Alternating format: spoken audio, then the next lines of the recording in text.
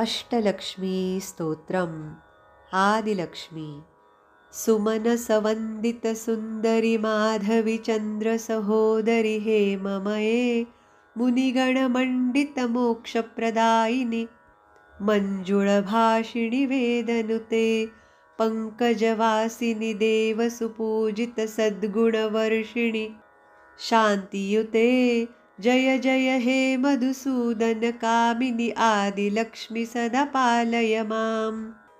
धान्यलक्ष्मी अहिकलिकल्मषनाशिनि कामिनि वैदिकरूपिणि वेदमये क्षीरसमुद्भवमङ्गलरूपिणि मन्त्रनिवासिनि मन्त्रनुते मङ्गलदायिनि अम्बुजवासिनि देवगणाश्रितपादयुते जय जय हे मधुसूदन कामिनि धान्यलक्ष्मि सदा पालय माम्।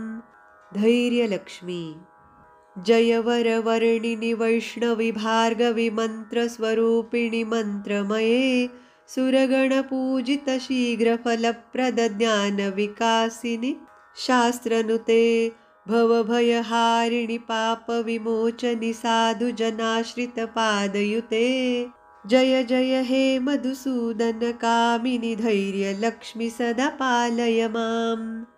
गजलक्ष्मी जय जय दुर्गतिनाशिनि कामिनि सर्वफलप्रदशास्त्रमये स्थगजतुरगपदादिसमावृतपरिजनमण्डितलोकनुते हरिहर ब्रह्मसुपूजितसेविततापनिवारिणि पादयुते जय जय हे मधुसूदन कामिनि गजलक्ष्मीरूपेण पालय माम्। सन्तानलक्ष्मी अहिखगवाहिनि मोहिनि चक्रिणि रागविवर्धिनि ज्ञानमये गुणगणवारिधि लोकहितैषिणि स्वरसप्तभूषितगाननुते सकलसुरासुरदेवमुनीश्वर मानववन्दितपादयुते जय जय हे मधुसूदन कामिनि सन्तानलक्ष्मि त्वं पालय माम्।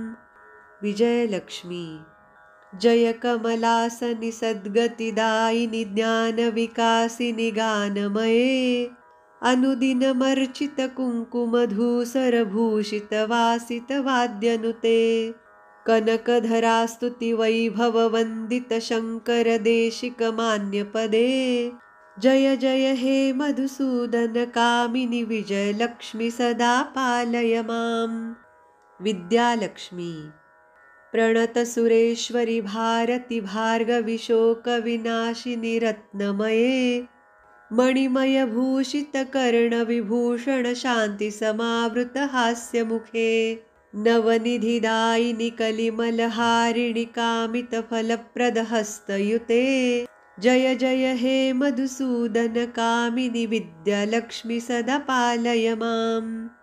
धनलक्ष्मी धिमि धिमि धिन् धिमि धिन् धिमि धिन् धिमि दुन्दुभिनादसुपूर्णमये घुं घुम घुं घुम घुं घुम घुं घुम शङ्खनिनादसुवाद्यनुते वेदपुराणेतिहाससुपूजितवैदिकमार्गप्रदर्शयुते जय जय हे मधुसूदन कामिनि धनलक्ष्मीरूपेण पालय माम्।